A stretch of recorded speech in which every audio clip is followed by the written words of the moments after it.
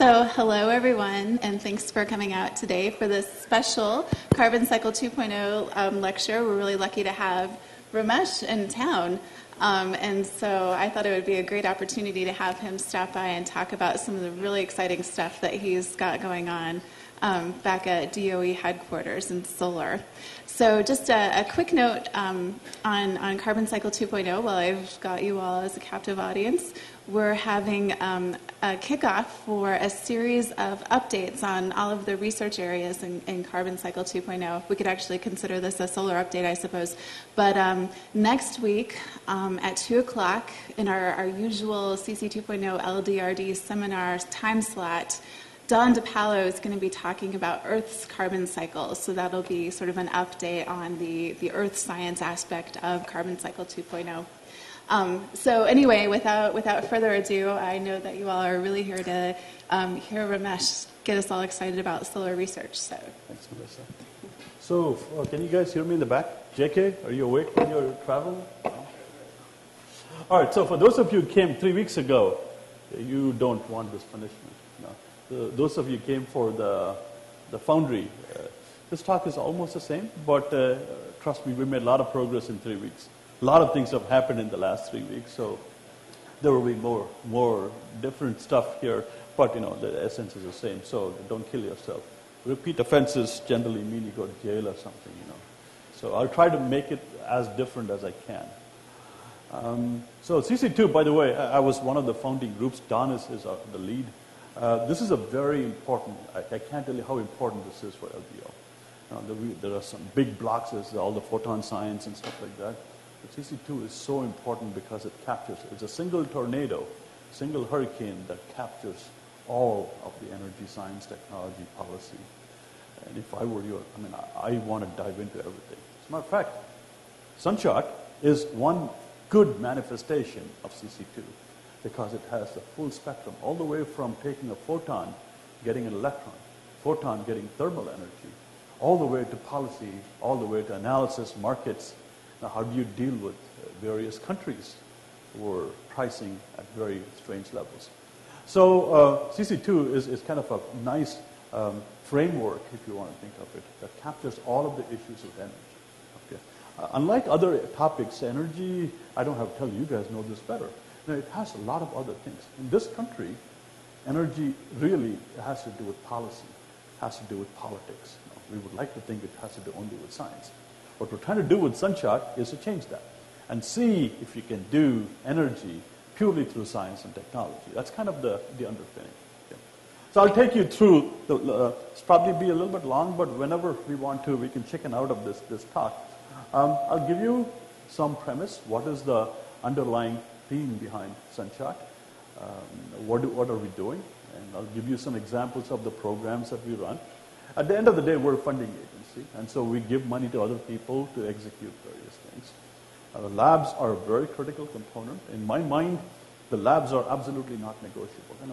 And we have 13 or so labs across the country. They're all doing various things. I think they're the last vestige of collective research. We should never forget that. I think this is the last of the Mohicans in some sense. No Bell Labs anymore. T.J. Watson barely there. So the labs are very critical for that. Okay, that kind of gives you the background. On the other side, I hate to make this like a Bollywood movie. It's all because of JK, who just came back from India. I don't have to tell you that solar is a very intense business now. There's a very positive, intense, there's a lot of activity going on, a lot of new science, new technology coming up. It's also a very intense business in the sense that you see stuff like Solyndra going under, various companies going under, a lot of volatility in the market. So what I'm going to tell you, ask you, request from you is that you take advantage of the volatility. Anytime somebody is churning, in Hindu mythology, right, when somebody is churning something, typically you get a very nice big piece of butter out of it.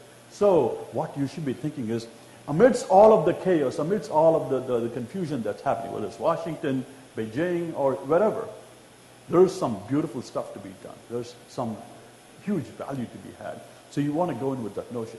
And we are positioning SunShot as much as we can to be one of the value propositions where we can do something which is wildly crazy. Okay, So that's kind of the overture. Why SunShot is the first question you should be asking. It goes back to the lunar landing. And for JK, you were not born then, but for some of us, we used to listen to this on these itty-bitty cracking radios. Many of us have heard the Kennedy speech. I will not play it out here, but basically, this fantastic speech. Anytime you get depressed, I go back to a few things, okay? And you go back and listen to this, especially about science and stuff. You say, this is the one which says, if it is easy, don't do it. We need to do the difficult ones. So this speech is a very, very important speech. We should not accept that things are difficult. But I question this country right now. I'm going to be deliberately provocative. I question, is this the American country or American Idol country? What is it that we want out of this? It's not clear to me. And that generation, they came together, they created NASA, and you know what happened. The first man on the moon happened in the Apollo program. Are we willing to go back and make the same kinds of sacrifices, same kinds of push to make this happen? Solar is just a metaphor for a broader picture. Yes, what's going on there? The same thing was echoed by President Obama in his speech early this year, that he said, you bring the toughest problems, the biggest problems, and we will fund it. You bring the groups of people, all of you, the whole country, we will fund it. And SunShot is just one example of that. There are other such initiatives that Arun and Steve Chu are all putting it together. Okay, now done with all the previews of the movie, what is the premise for SunShot? The premise is actually a very simple yet powerful one. It says, can I change the price structure of solar electricity? So before I do that, I need to know what is the price structure. It's approximately 18 cents a kilowatt hour. If you ever looked at your electricity bill, which I never have done so, it's about 18 cents a kilowatt hour. Okay. Then you ask, what is the reference frame? The reference frame for all of this is fossil fuel, coal, for example, which is about 4 cents a kilowatt hour, give or take a little bit. Okay. So the question that we were asking is, can I take solar electricity, which is still not at the 10% deployment, it is about 0.3% deployment in this country. Can I take that and make it pervasive like coal, like other fossil fuels? What does it take? And clearly it's about a 75% reduction in the cost structure. For us, the time horizon for that reduction is end of the decade. Well, good number. Originally we said 2017, then we said, oh, you know what, that's too difficult. Let's chicken out a little bit. We made it 2020. Nice round number. Okay. So the price structure we're hitting is 5 cents a kilowatt hour. That's the first premise. The second premise is perhaps the more powerful one. You can do this by using subsidies. We all do that. If you look at coal, oil, solar, nuclear, everybody has a subsidy. The question that Steve Chu was asking is, can you do this reduction in the price structure simply by using science and technology? If yes, what do I need to do? Do I need to discover this magic photovoltaic material that grows in your kitchen? It happens to be some kind of fungus or something, but then can you use it as a solar cell? Or does it have to do with technology, creating market? It turns out this is a very complicated business. You have to have all of it. And that's why SunShot is such an interesting premise. The big footnote to all of this that I want to focus on is global competitiveness. A lot of people will tell you, look, you have to control the CO2 or the environment is a big issue. That was the original premise. That's a good premise, but it's such a volatile premise. It's a very controversial premise. So we're saying before you hit CO2, before you hit global warming and all of the other things, there is an immediate impact factor, which is competitiveness. We will talk about this as we go forward. This, by the way, should be bothering Republicans, Democrats, anybody. I don't vote by anybody. I've never voted in my life. It bothers me that we will lose competitiveness in an area which could be easily a few $1 trillion. Okay. It will change economies for sure. Okay. That's why we should be engaged in this. So the metrics, if you look at the cost structure by early this decade, it was about $8. Only the really rich people can afford it. If you look at 2010 prices, about $3.50, something of the order per watt. Okay, this is utility scale, which means 20 megawatts or larger, large installations. If you look at residential solar, it's about $5.50. I still can't afford it. I tried to do it last year, can't afford it. There are three colors here. We will come back to this. This is power electronics, which is simply taking DC electricity, converting it to AC electricity so you can upload to the grid. This is a very important component, which is called the balance of systems, and we'll get back to it. This is the module. And we think that we can cut these prices for the various components. You can see the cascading. We call this a waterfall chart. I had no clue what a waterfall chart was until I went to DOE. Now we're always skiing down a waterfall chart. Okay, so that's how education goes. You can see the various components. This is balance of systems, and we're going to talk about it ad nauseum. It's a very tough nut to crack in this country. Okay. Of course, the target is $1 a watt. So the original name of the program was a $1 a watt program. People thought it was too techy. I liked that name, but they said, no, it's not romantic enough. You need to tug at people's violence or something. So we went to the SunShot program. Okay. So that's the decrease, 75% decrease that you're looking for. It's a pretty heavy challenge. Not many technologies will take on these kinds of challenges, which is exactly why we should be doing it. Which is why we call this the SunShot program. And also, it's a Sputnik moment. Why Sputnik? Because, and Steve talks about it a lot, Arun talks about this a lot, it's because if you look at 95, we had a large market fraction. End of the day, these are important because these are the underpinnings of the economy. Not the only underpinning, but the one underpinning. So that has progressively changed. And if you look at today, that's not even 7%. Actually, it's about 4.5% to 5%. The market is dramatically changing as we speak. Okay? So this is just module manufacturing. It's not the entire story. So this is half the story. The other half is deployment, and our colleagues in Germany have done a much better job than we have done here. They deployed approximately 7 gigawatts of solar, maybe 7 to 8 gigawatts of solar last year, and we did about 900 megawatts. So they've done a much better job. They also have policy metrics to use, the feed-in tariff. Okay, the Sputnik moment is that this reflects a tendency, a kind of a pathway that we follow every time. It's happened in the semiconductor business, it's happened in the magnetic recording business, and you can keep reciting things where we do the early discovery. All the innovation happens in this country, and it walks out because we either don't have this team to go back and productize it, or we feel it is just not worth it because it doesn't give you 15% return on investment. So we're questioning that. Do you need to have 15% return on investment to make a product in this country? The bankers will tell you, yeah, very likely. So we're questioning it. Okay. We've talked about this before, but we have taken, and this is again a big experiment within DOE, we've taken a team approach. It does not happen very often in DOE. The various offices, the basic science office, which underlies LBNL, and the applied offices don't necessarily talk to each other. Within SunShot, we bring all of them together. There's a modular task force that Min Lee and Jim Horowitz communicate quite a bit. We have Ranga, who is a new IPA like myself from Virginia Tech, is a chair professor there. He runs the CSP part, which is a concentrated solar power. Ravi Prasher is a really sharp guy from ARPA-E. He is his tag team partner. Rajiv, MIT professor from ARPA-E, he is tag teaming with Kevin Lin. And Jennifer doesn't have a tag team, but she will have soon. And we have a really smart young lady. She's an economist from London School of Economics. She's our strategic planning person. And we have the three big boys. Of course, Steve Chu is deeply involved in this. Almost every Sunday when we're there, we're getting emails at 9 o'clock saying, have you looked at this paper? This guy is just amazing. And you have to cherish this. We don't know how long things will be the way it is now, but this guy is just amazing. He's a very unique individual. His ability to take a huge amount of data, be very critical, and process it is just fascinating. Also very committed. He doesn't do anything else. This is all he does. We also have a very organized process. This is new for the applied offices. Now, we have 3 big areas of technologies that we look at: the balance of systems, converters, and the power electronics. We have a very organized process. We call it the FOA Fest process, where funding opportunities are generated. And this is a very, it's almost like a machine. We have a management team, which is all the principals, monthly meetings. We get a lot of feedback from folks like yourself. You are the people who actually do it. We don't do it. We just simply read ideas from people. So we do a lot of workshops, and most of them are done here at LBL.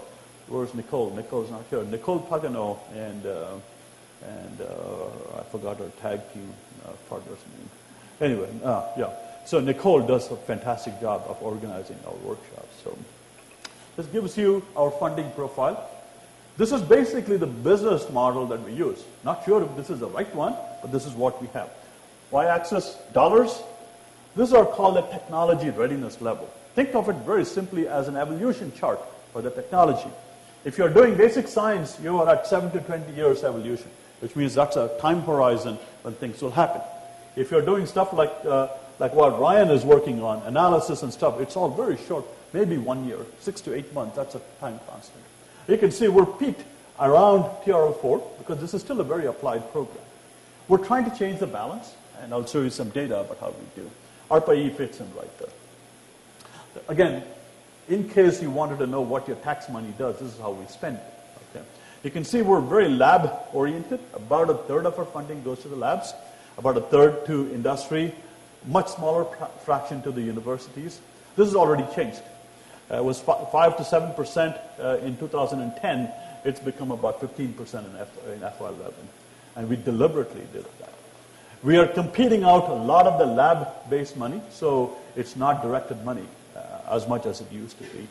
This 6% was a travesty. It's not 6% anymore. This is just waste. And right now, we spend about $4 to $5 million at the headquarters for contractors and stuff, which is about 2%. Okay.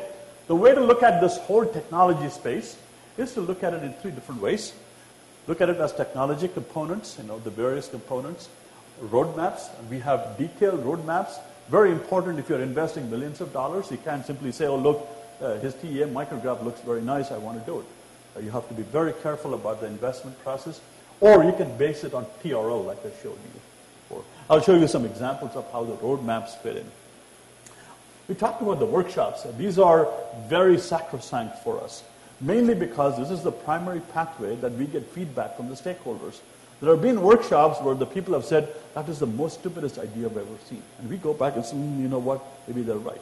And we won't take everything, but we will listen very carefully. One of our FOAs, which just got issued, we spent a lot of time here at LBL on the workshop. We came in with a premise saying manufacturing is important. It was important. But the workshop participants said, look, you should be thinking about deployment, about financing, about bankability, all of these issues. We had not thought about them well enough. So we got a lot of feedback. And so these are very important components. You can see the number of workshops we've done since the first one, the first $1 workshop. And this is our standard operating procedure. Every FOA begins with a workshop. So we have an organized process of thinking about it, bringing in the first line of feedback from your colleagues, bringing in the feedback from the stakeholders at large, typically 100 people or so, then putting out the FOA and then evaluating it. And we have now brought it down to a process where we can do all of this in a 7 to 8 month time period. Previously, that used to take 15 months. So we have speeded up the whole process within DOE in the last 8 to 10 months. That has taken a lot of effort. The operations part of it is something that I wasn't really prepared for when I went in, but it was very clear that we needed to fix it. Now, SunShot works very much like ARPA-E. Now, ARPA-E was set up from grounds up. Arun brought in the hotshot people. This is all people who were not MIT professors. None of these people in SunShot are MIT professors. They're normal scientists and engineers. Nothing wrong about MIT. I didn't mean it in that sense. I'm saying Rajiv Ram is an outstanding scientist. It's very difficult for the applied offices to recruit a Rajiv Ram. ARPA-E could do that because Arun said, hey, you know what? This is going to be totally different. It is totally different. So the business model for ARPA-E was dramatically different from the other offices. This is a kind of a kitchen sink slide, but it tells you the various programs that are currently under play within SunShot. And you can see there's a lot of different things. Again, it's plotted on the technology readiness level chart, meaning I can take you through each one of these and say, look, this is the value proposition. This is why we do this. This is the technology space it's addressing. I'm not going to do that. I can do that if you wanted me to. So there are various programs. Of course, we interact very closely with basic energy sciences. I'm going to give you a couple of ideas on the horizon in about 15 minutes or so, where we're working very closely with BES to particularly take advantage of all the lab capabilities. I want to focus on this guy, very controversial, and I'll give you some kind of insights that we got out of this. I want to focus on this guy, the PV Manufacturing Initiative, because we think we can do a lot more than simply do the manufacturing. I'll give you an example of of the deployment work we're doing.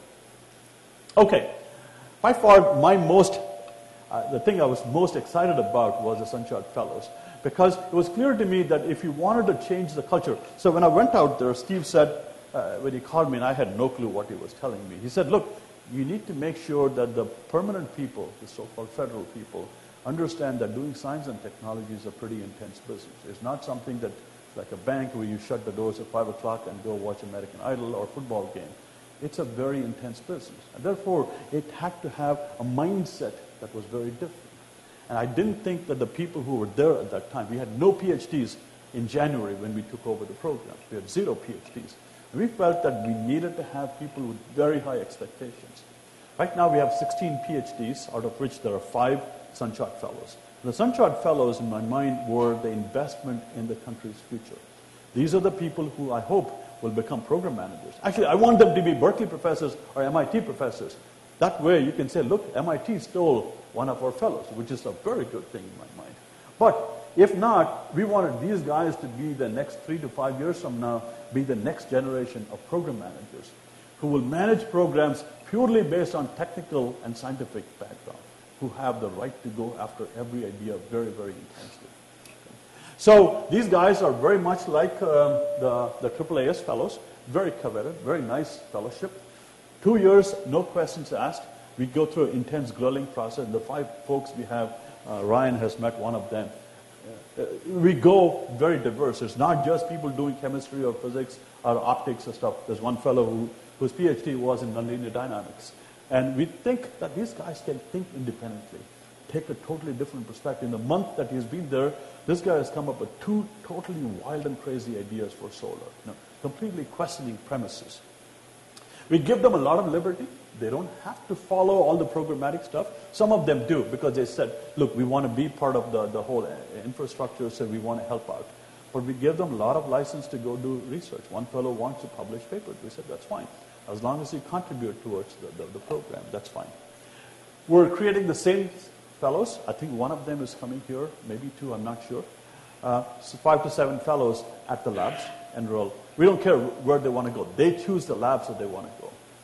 As an investment, it's a very low-cost investment, approximately 100K, 120K. We get a top-notch science or technology person.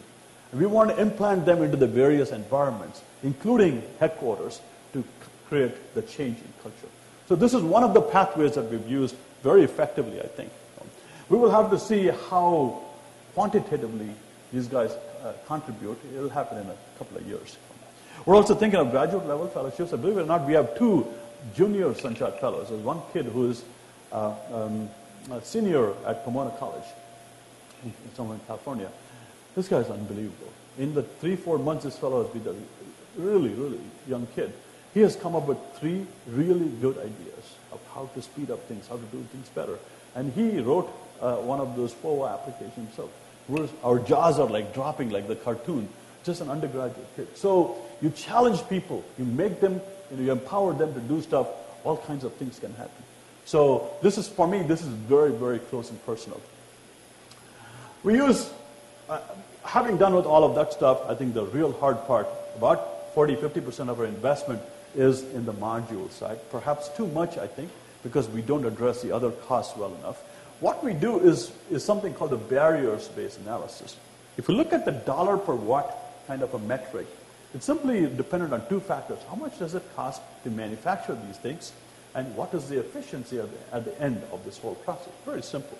So the manufacturing cost depends on your processing, et cetera, et cetera. And the efficiency depends on 3 different parameters. And those parameters, these 2 guys especially, are dependent on the material that you use. So for example, if I look at crystalline silicon, the theoretical efficiency is about 30%, 29%, the so-called Shockley-Queisel limit. You can get modules at about 18% efficiency. So we say, what happened to the other 11%? You can go back and run a FOA, which is what this one is, and say, what is it that's missing? Is it some kind of a defect that's causing the drop in the voltage, et cetera, et cetera. They can go back to the material science, the engineering part of it, take this and make it go there. You look at SIGs, it's even worse. It should have 29, 30% efficiency. It only has about 10 to 11% on a good day. On a flat surface, too. And so we can ask the same questions. So a significant amount of work at the labs and within the universities. All of these are very, very strongly directed towards TRL 1, 2, 3, which means very university directed. So our university research component has gone up quite a bit. Okay. There's clearly a big role for basic energy sciences. I'm just throwing the kitchen sink at you. A lot of fundamental. This is a very interesting problem with amorphous silicon, the stable Wronski effect. So we can go through this list, but it's clear that although SunShot is focused on 2020 horizon, there's a whole host of things that can come into play. Completely new discoveries, for example, earth-abundant oxides and sulfides. If you can make solar cells with copper sulfide, copper oxide, iron sulfide, iron oxide, you could dramatically change the landscape because the silicon is still an expensive animal to create. Thermochemical storage. Storage is by far the biggest issue that we have not touched at all. Batteries, I mean, if you go to EETD, sorry, not EERE, EETD, they have a fantastic program, the BAT program. It's mainly for transportation. And the rules, the cost structure for transportation is very different than for stationary applications. For us, LCOE is a very big deal. For them, it's the number of miles or the energy stored. That's a bigger question. So chemical storage or any other form of storage, it doesn't have to be chemical. It could be compressed air, hydro. All of these could be pathways. The question is which one of it will be scalable? Which one of these will be at a cost structure that will not change the whole LCOE dynamics? So we do quite a bit of interfacing to the basic energy sciences. You can see I'm now moving from TRL 1 to TRL 3, 4, 5. So we run a program which is called the Incubator Program, very successful. I think all labs should be, I'm sure Cheryl has some programs like this here as well. Basically, if you look at technology evolution, basic science happens here, and this is a financial investment, and this is evolution in some sense, the risk. So as you go through a goofy university professor like me saying, oh, you know what, I got a 40% cell to really making money, there are three valleys of debt, or valleys of impedance. The first valley is here, where you go from research to first stage of development.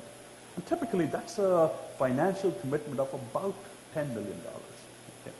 And it turns out VCs play a very strong role there. But they can be very tight in terms of IP, your equity position and stuff. So the incubator program hits that. Essentially, almost every company in the country has gone, except Solyndra, has gone through the incubator program, or some version of the incubator program. 15 years ago, we didn't have incubators, but we had something called the Technology Propagation Program, TPPs. So these companies have a very tight schedule. Brian, who was here, his company is trying to get into that program. It has two stages, a pre-incubator and a real incubator. First stage is $1 million. Second stage is about $3 to $4 million. Very strongly gated. Every 3 months you have deliverables, and you get the next stage of money. Most of these guys, there's some examples here. Alto Devices, Berkeley-based company, doing very well. Abound, very, very well. 1366, doing very well. But we're going to get to the problem in just a second. All of these guys are doing very well. So well that we have invested about $60 million in the last 5 to 6 years. It's leveraged $1.6 billion. By the way, it changed from 1.3. If you noticed my talk 3 weeks ago, it was PrimeStar. GE PrimeStar set up a manufacturing facility in Colorado. They invested $300 million. They were one of our, I don't know if I can see it. There it is, PrimeStar is right there. So they were one of our incubator babies. A very successful program. And what do you take away? You say, you know what, I gave, whenever you paid your taxes, you said, you know what, I gave my tax money. Did the government utilize it well? And we're saying 20 to 1 leverage of taxpayer money is a good business model. Okay? Now you say, if I'm sitting here, what's the next step? These guys are not making money. They're still sucking in money. They're sucking in money from the government and from venture capitalists. Okay? So the next stage is where they start to say, look, I need to start to manufacture. And therein lies a very fundamental problem with the way we do business. So I want to spend a few minutes on this because it's something all the way from Steve Chu down, Arun, and we argue the heck out of each other on this topic. Unfortunately, we all agree on this, so we don't argue much. But we're very passionate about this stuff. We believe that the country needs to take a different approach towards manufacturing than it is currently. We believe that the consequences can be very disastrous if we don't do this. Look at any economy where the balance between the service sector and the manufacturing, the productization sector is skewed. They're not very successful economies. And Steve has, every other day he sends us, oh, you know what, you should read this. My friend, this Nobel laureate, and he always tells us this is a Nobel laureate. My friend, this Nobel laureate, gave me this paper. And of course, it's a very important paper which talks about, so I will show you some stuff. This has been the fantastic learning experience for me. And this guy is front and center. Of course, he's on Steve's advisory board and stuff. The key premise is that if you just chicken away from today's, what looks like, commodity level manufacturing, you're losing the kind of ecosystem and emerging industry for tomorrow. You're losing that. Because all the people, imagine that you took away GM, Ford, and Chrysler away from Detroit, right? All the people within the 100, 200 mile radius who are supplying brakes or, whatever, spare parts, they're all gone. Because they want to be right next to the manufacturer. That's happening in solar. Hemlock, which used to be the biggest supplier of polysilicon, 80%, 70% of the market share, their market share has dropped to 35% because the rest of the people are all cranking up in China. Because all the big manufacturers, the 4 top manufacturers in solar panels are in China. And so this will happen, and progressively you will start to drain the whole supply chain, the whole ecosystem. That is the biggest worry. Okay, and this shows up if you do quantitative analysis. If you look at what we call VC or private equity, the kinds of R&D that we do, right? We're doing very well as a country. 75% of our, in solar, the worldwide, is coming from the U.S. Very illustrative of the fact that we do a lot of the innovation. We're not doing the only innovation in the world. Other people are doing it as well, especially our colleagues in China. But this is a very good message. You look at this, which is debt financing, which is how big factories are built. They're not built based on you getting $2 million from the government. They're based on a bank giving you a $1 billion loan. And so you build factories based on that, and you pay it back, etc. 9%, 10% of it comes within the U.S., 90%, 55% of this comes from China. Okay? And therein lies a fundamental conundrum. This is not just solar. You can take this universe, go backwards in time into other technologies, you will see mirror images.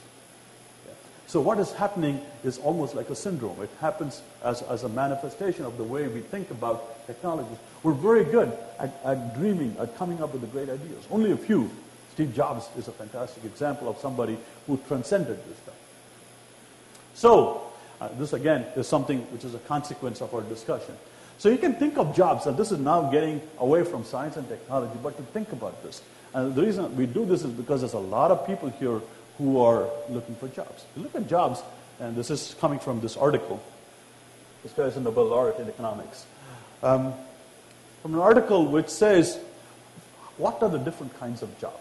Typically there are, and this is the classification, there are 2 kinds of jobs. One is a tradable job, which means if you're writing software code, if there's a guy there out in Bombay or Pune or wherever else who can do it, that is a tradable job. And we know what happened. Almost 90% of the jobs did go to India because it's a lot less expensive to do it there. Similarly, if you're talking about manufacturing jobs, you can do it in various other locations. It's a tradable job. There are non-tradable jobs, like government jobs, for example, the healthcare sector, or something you just can't simply trade outside. They're all within a certain location. The unfortunate reality is, if you look at this country, in the last 20 years, we've added 27 million jobs. Almost all of them are these kinds of jobs, which says that when we start getting into these kinds of jobs, we can compete head-on with other countries, which is a question that we've got to be asking. Why not? What are we doing differently? It's something we have to reach deep into and say, do we need to change the way we do business? Maybe we need to take salary cuts. Maybe we don't need to have all these other things. Maybe we need to go back to the 30s and question everything. That's what Steve Chu is trying to do. That's what we're all trying to do. We're saying, look, solar then becomes a metaphor. Solar becomes kind of an exemplar of what is going on, which should be different.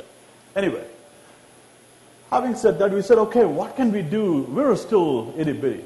Solar program is not going to, we can try to change the world, but we can do it at a scale that is commensurate with our resources. So one of the things we've been doing very overtly is to start to push manufacturing. So let me take you through a couple of examples of what we do. So the first thing that we did, and this started about 2.5 years ago, maybe 3 years ago, in a totally different regime, where they said, look, we want to create something that looks like the hub. And this is a Steve Chu idea, again, of J-Bay, very successful hub, which brings different people together, like the Bell Labs environment. And so it started by being that way. And we now have 2 different locations, what I call the Bill Walsh West Coast offense and the Bill Parcells East Coast offense. This is based in Sematech, Albany. This is based in SVTC and Berkeley, Stanford. Okay. So we funded these. This is a $125 million funding program. It's called PVMI, PV Manufacturing Initiative. We want to change that M word. We want it to be a different M word. Now, it doesn't have to be only manufacturing. Manufacturing is kind of a rallying point, but we want it to be much broader. And so we want to call these centers of excellence. It could be a hub, but it could be a lot bigger than what you do in a hub. It could embrace a lot of different things.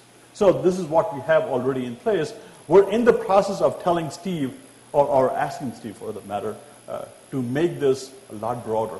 These are the ripples that are coming out from these 2 different locations.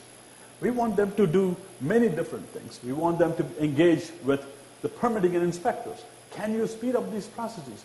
Why is it that 4 people have to come and look at your solar panel? The buildings, the city, the solar company, and God knows who else. There's one more. The utilities guys. They have to inspect it. Makes no sense. Does anybody look at your TV? No, they don't look at you. You just plug it in and you can do whatever you want. But if you go back to my time in India, you had to get a permit to get a TV. I remember that because it was like a big deal. You couldn't afford the TV, you couldn't afford the permit anywhere. So you question that. So can you do this without all these inspection processes? Can you streamline the permitting? And we already have a fantastic solicitation on the permitting process. The 2 things that I learned so far, a lot of things we've learned, but clearly for this to succeed, there are 2 people who have to be engaged. Those are the people, the financial institutions and the utilities. Right now, the financial institutions are very hands-off. They're still waiting. This is why you have to have the loan guarantee and all the other kinds of instruments to fund large projects. The banks need to get more involved in this. So in this kind of a center of excellence, you can get all of them involved a priori. Utilities need to be involved in this. And these are the PG&Es, SMUDs, or SoCal Edison. These are the people who actually control the flow of electricity. They need to overtly be parts of this. They're not right now. There are a few utilities who are good about renewables. By the time you had 15% of renewables on your grid, they're all freezing because they're petrified about what happens when a cloud like this is walking over the sun and you have no electricity and you go crazy on your provider. So they are very worried. It is a fundamental science question. How do you deal with time-varying phenomena? And we all do dynamics anywhere. This is another kind of dynamics. So the utilities have to buy into this, and we haven't done a great job from our side, a DOE side, or from the community. So by creating these centers of excellence, getting them into the bottom line, we think that we can create a picture that is much more comprehensive. We'll see what Steve Chu and the big boys say.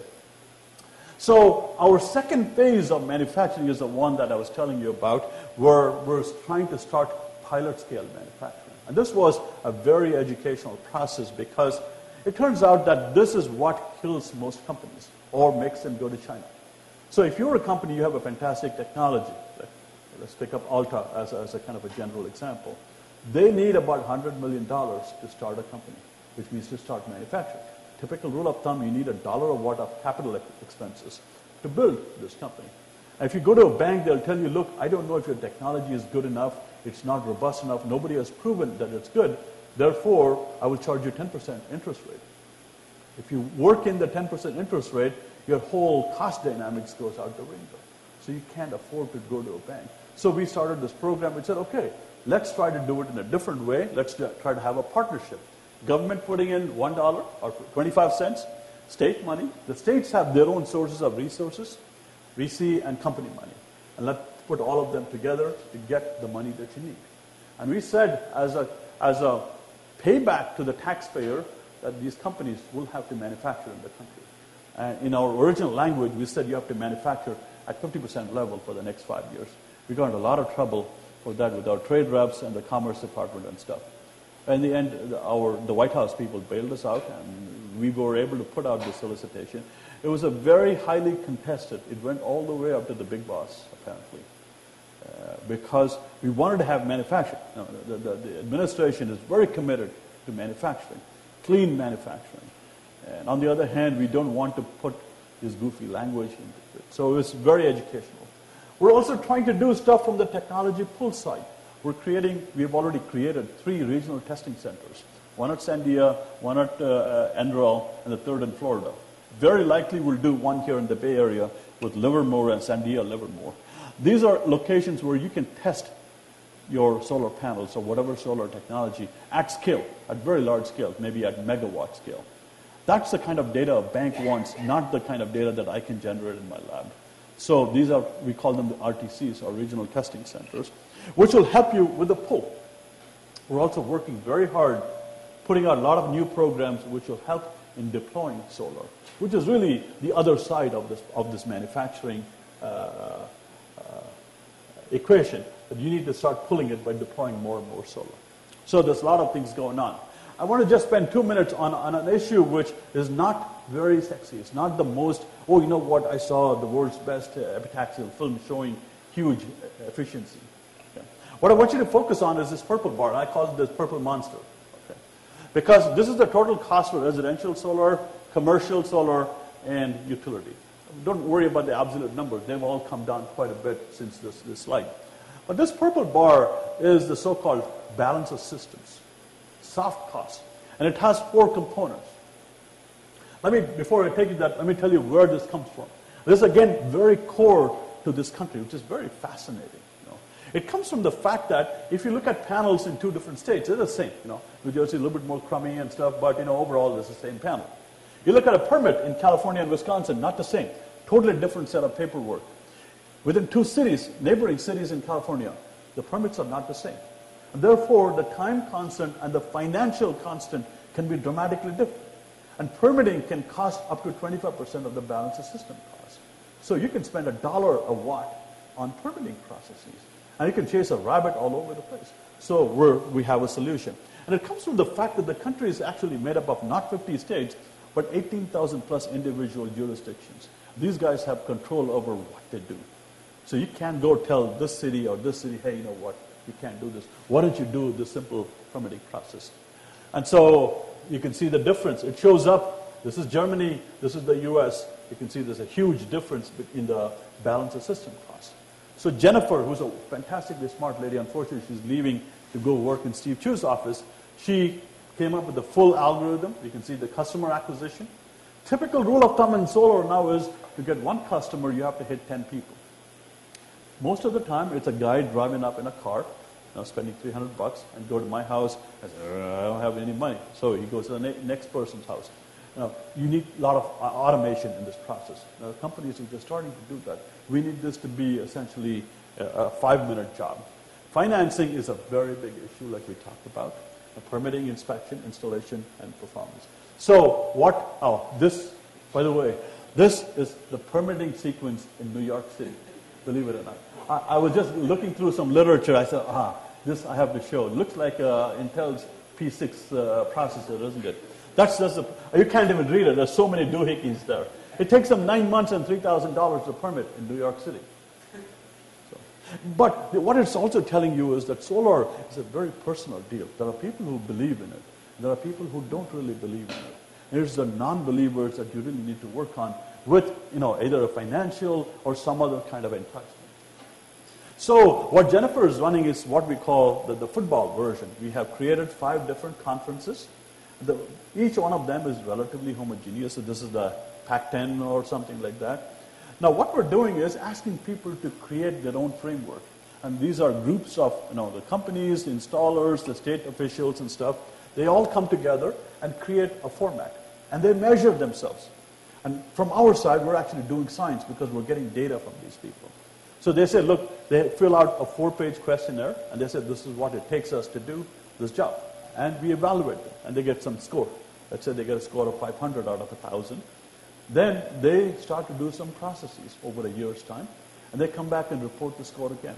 It went from $500 to $300, so they get a score again. And the best in each one of them will then go to the playoff structure, where they'll start to bring the best of best. What we're hoping is that this will be a bottoms-up development of a process which is very efficient. We could have done it like the Germans did. They said, you've got a feed-in tariff, just do it. The German protocol is just 4 pages. Very simple permitting process. Now, we can't do it in this country, so we're doing this instead. So this is ongoing, and we'll keep releasing such FOAs to go at this problem. So in the pipeline, I want to spend just 2 minutes, and then we'll finish up. I talked about basic science interface and user facilities. To me, coming from BES, to me it was a big deal. So I want to give you some examples. Now this is a cool idea. We're saying, okay, if permitting, inspection are that difficult, imagine a world where that didn't exist. Imagine a world where it looked very much like your TV. So this we call plug-and-play PV, which is how do you make your solar panel like your TV? You simply take it out of the box, or my joke is that I just want to pump it up, inflate it, and boom, you have a solar panel. And when you don't want it, you take it away. Those are the things where systems level inventions will have to happen. Our PVMI colleagues will have to start doing the big discoveries. So the game is yet to begin, because we've deployed maybe 50 gigawatts. We have to go all the way to terawatts. So there's a lot of space to play. So this solicitation, I think, has gotten a lot of traction. We're going to put it out in a month or so. We have one of our PhDs. This lady came over from Gabby Giffords' office, the Arizona congresswoman. Very short PhD. So she said, look, we do a lot of things, and this is also my idea. We don't take advantage of the BES facilities, like this building next door, or the synchrotron, the electron microscopy facilities. So we have a program where we're now getting very good at acronyms and stuff. And so Transition is the name of this program. It is reasonably okay. We are doing the final diligence. Perhaps by December, we'll put out the solicitation. And the game plan would be teams of people. People from the labs, people from, for example, Molecular Foundry or the ALS. One person from there teaming with somebody from the solar business and saying, look, I have a problem. I want to understand what happens to the SIGS system when I shine a photon on it. But I can go to the synchrotron source and say, I can do the excitation physics by looking at the absorption spectra on the beamline, so on and so forth.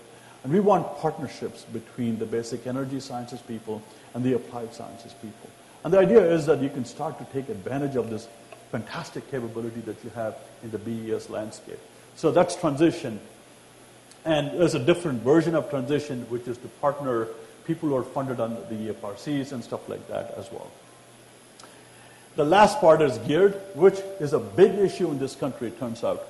Our utilities are nowhere close to the communication companies. If you look at communications, very sophisticated. Bell Labs did a fantastic job of that, putting state-of-the-art technologies. Utilities are still stuck in a very different landscape. So we figure, hey, is it possible to start implanting very, very high-quality people into the utilities? Not that they don't have it, but we want to go to the next level. So this is a program where we're looking for a partnership. We are pretty much there, but we don't have all the financial details. Government puts half the money. Utilities put the other half. It will be to train PhD students. We think we can do about 100 students across the country. It will be, again, a competed process. But then this will be a pathway by which students, especially in the power electronics area, and our EE colleagues will tell you, there's not a single program in the country which has a viable power electronics program. And they have 1.5 people here and there, but it's not like nano electronics. There's half the country doing nano stuff. So we want to go back and re-examine this. Because if you want to do solar, if you want to do anything with the utility, you have to have power electronics. So this is geared. So let me finish up. I've told you a lot. End of the day, if and when SunShot goals are reached, we hit $1 a watt, we think there will be some dramatic changes in the way you get your electricity. If you believe these numbers, about 18 to 20% of the total electricity, which is today's number is about 1.5 terawatts of electricity, about 18 to 20% will be from solar. That's a huge market. And therefore, it's a market that we should not, as a country, abdicate. We can't walk away, both in the deployment and in the manufacturing side. This is telling you the stuff that you want to hear. Indeed, we do create jobs. We have, early on, the number of jobs per megawatt is much higher, typically about 20 or 30 jobs per megawatt. When you go into very large-scale manufacturing deployment, it'll be more of the order of 2 jobs per megawatt. But still, when you're deploying 20, 30 gigawatts of solar, you're talking about hundreds of thousands of jobs. So this is a very important component. Okay. So why SunShot? By far, it's not CO2, we argue. It's global competitiveness, which is today. CO2 is, you may still have oscillations, God knows what else. Richard Mueller is saying everything is fine. But global competitiveness is something you can't walk away. It's almost digital in nature. Energy security is a consequence. Environmental issues, consequence again. But it's not the driver for us. Again, life without subsidies is a question. Can we do this whole business without subsidies? I want to leave you with one, again, something that's come out of our discussion. We have a fantastic opportunity as a country, okay, to lead the world. We probably do a decent job in the clean energy technologies and provide a foundation for what happens 50, 100 years from now. Okay? But I think we all can agree, I think we do a pretty good job on the innovation part. So invented in America is probably true. I think the world actually believes that, which is why they wait for us to invent, and then they capitalize on it. We're saying it can't just be invented in America, it has to also be made in America, which is a very, very different concept today than it was 30, 40 years ago, which is why we're questioning. And so we want to sell it worldwide. Therefore, you go back to a model where you have a balance between the service economy and the production economy. You can't do just one of them. So let me stop there. I know I've taken a lot of your time. Thank you so much for this repeat offense. I'll be very happy to take questions.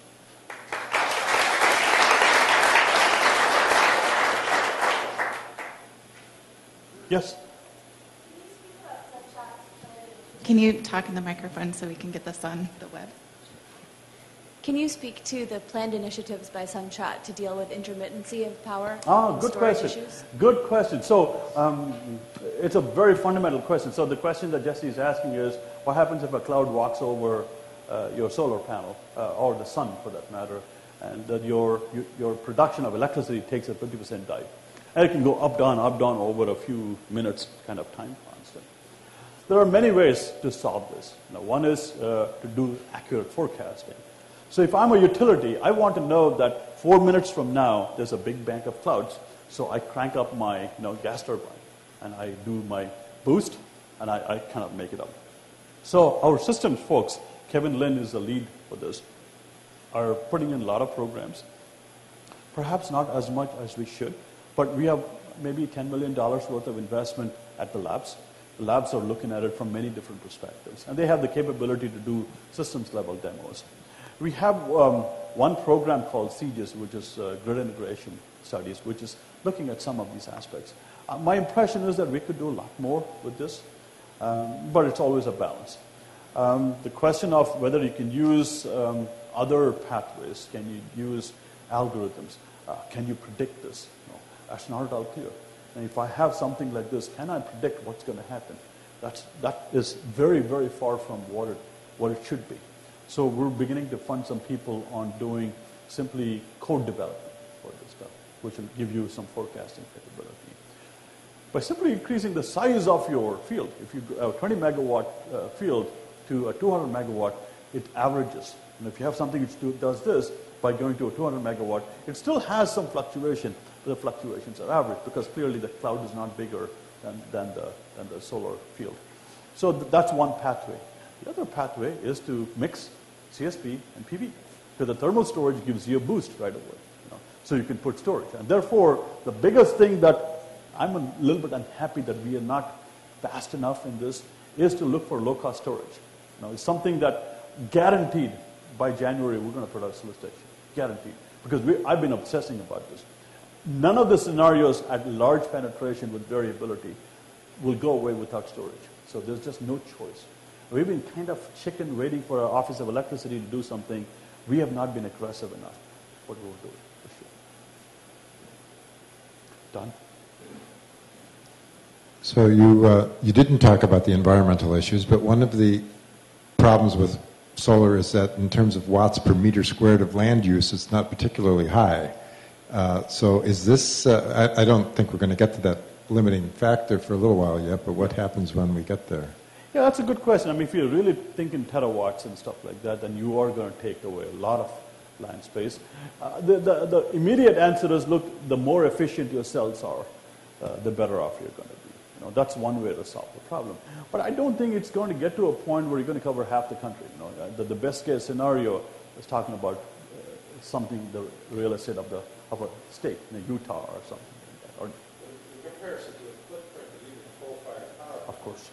Yes. Yeah, because the capacity factor is still only 20%. You know, that's right. So one way to solve this problem again is, I mean, we've been thinking about this. We don't know how to launch a FOA on this. Is you think about it, CSP can, coal-fired plant maybe 80-90% capacity factor, but PV is only like 20%. So if we can have CSP with PV, I can get the 60% capacity factor of CSP because of the thermal storage, which again comes back to the same issue. If I can put storage, low-cost storage, I think this game is dramatically different. So it comes back to a hardware technology again. Are there pathways which are different from lithium manganese oxide that can meet this cost structure? Now, the cost structure is probably going to be very tight. Robert probably knows the answer. No. No. At least, I mean, the storage question to me is very bothersome.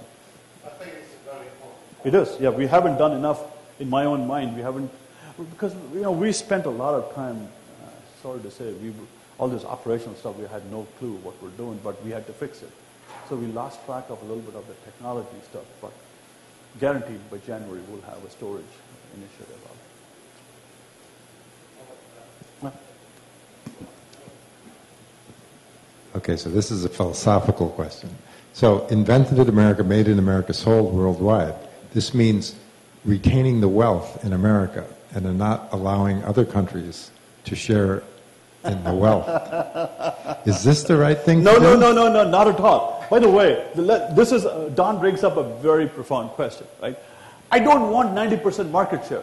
I don't want to be like Intel selling 70% of the microprocessors. But I'm saying 5% is not acceptable for a country which has 35% of the patents coming out in the solar area. Okay, I say 20% of market share is good enough. We want the rest of the world to prosper. We want India and China to deploy. Look, at the end of the day, those are the guys who are going to run the ship, right? They have 3-4 times the population in each of the countries, so they're going to drive this, and their consumption rate is going up dramatically. But I think we need to get some fair. My biggest issue is, and I feel very strongly, I think Steve does as well, maybe in a different way, is the taxpayer does not get a value proposition from the people who question us will say, you know what, when you deploy low-cost solar, the taxpayer has gotten value. Yeah, that's true. But that's then productized somewhere else. Somebody else has a whole supply chain, etc. So to answer your question, I would be very happy with 20% market share. Now, on the manufacturing side, and 20% deployment. We're not deploying 20% at this point. Ashok? Yeah, sorry. So I'd like to ask you about the manufacturing initiative. There are other energy technologies where we've looked at that, manufacturing initiatives for batteries, yes, for fuel cells, yeah, without getting anywhere. Oh, no. No, wait a minute. Just let me finish. Yeah. So I mean, one of the things that comes up is the Intel. I can't forget which Intel executive said this, but they founded Semitech on the basis that we would collaborate on research and compete in manufacturing. Yes. So a lot of companies in fuel cells, in batteries, like that philosophy. Let's collaborate, let's have national programs, but we'll compete in manufacturing. And then you come along and say, well, now we're going to have this manufacturing initiative to make these important technologies cheaper. And it doesn't go so smoothly because that's an area of proprietary knowledge, and that's what the industries want to compete on. Yeah, right. Phil brings up a very profound question. If you look at the premise behind Semitech and the semiconductor business has a big part of their revenue base, let's think of it that way, from design. So all the companies, if you're Intel, AMD, you have this new design that you protect very fiercely. But the processes that you run is, whether CMOS or something, are generally generic. And therefore, they created Semitech so that we could collectively focus on solving the common problems. And then everyone goes back, takes parts of the processes, to implement on a different design. That's how each company makes some money. The question is, can that model, the Sematech model, be translated directly to something like PV, where process itself is the intellectual property? The answer is perhaps no.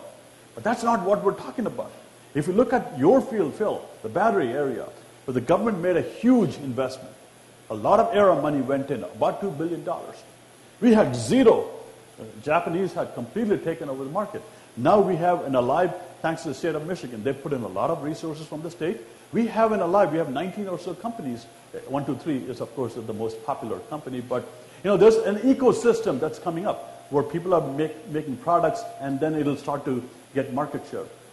Only time will tell whether they will capture enough market share from Sony and the other, Toshiba and all the other people, that we will have, let's say, 5-10% of the market.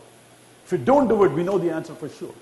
So this is one example where government funding is needed. Government pooling together, or the kind of the convening power of the government is very important to bring it together.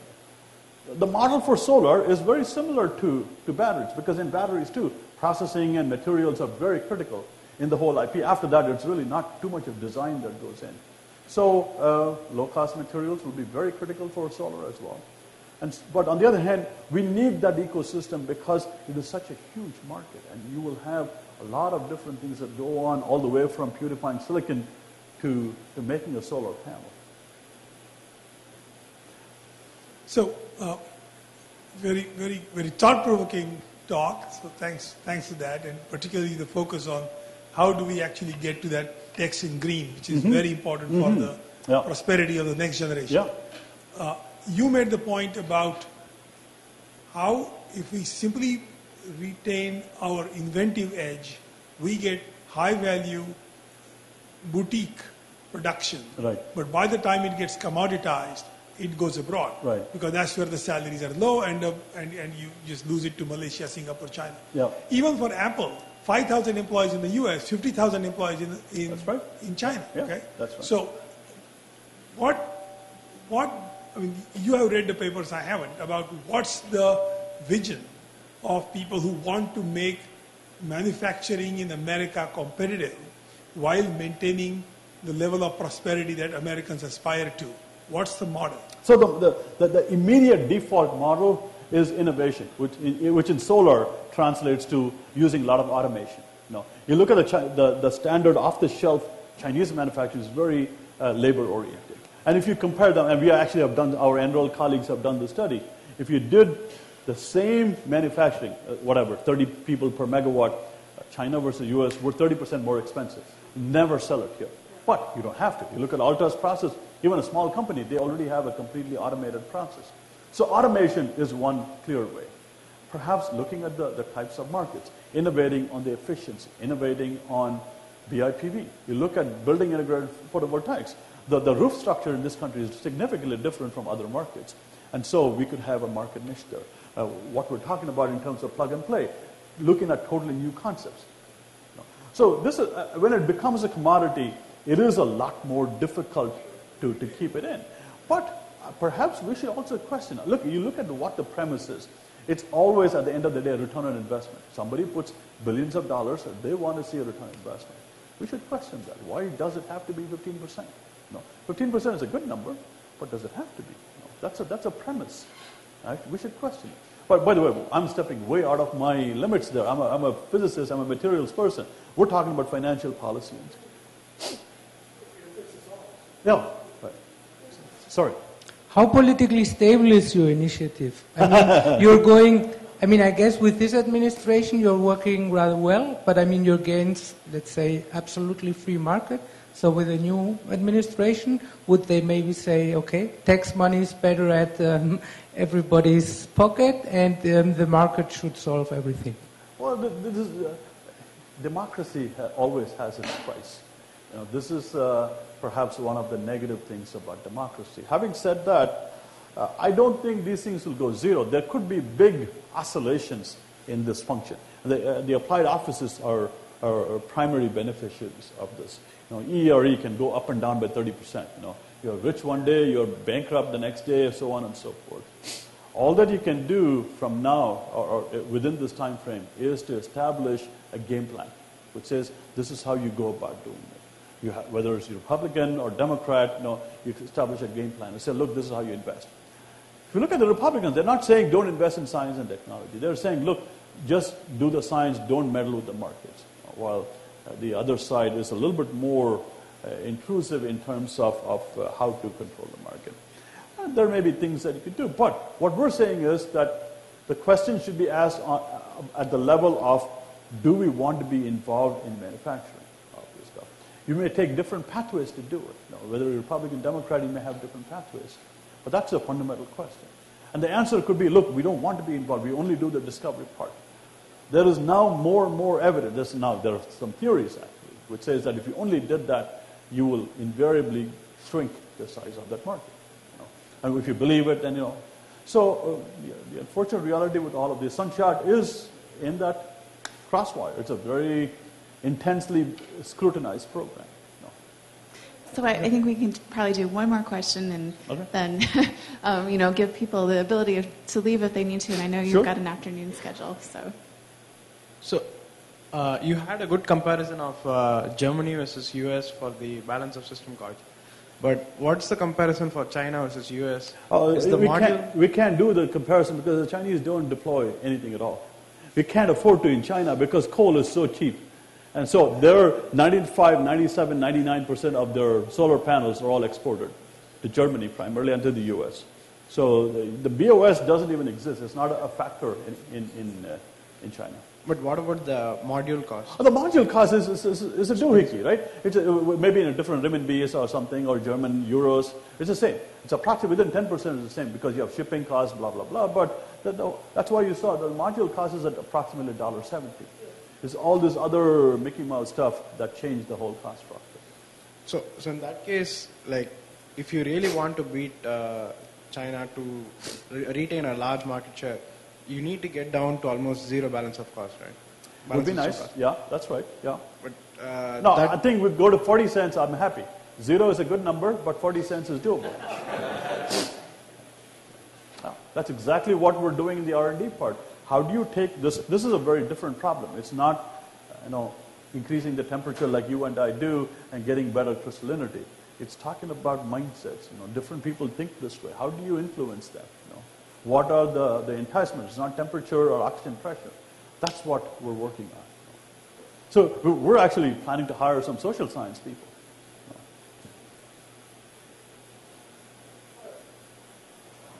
Thank you. I think we should Thanks, guys. wrap up.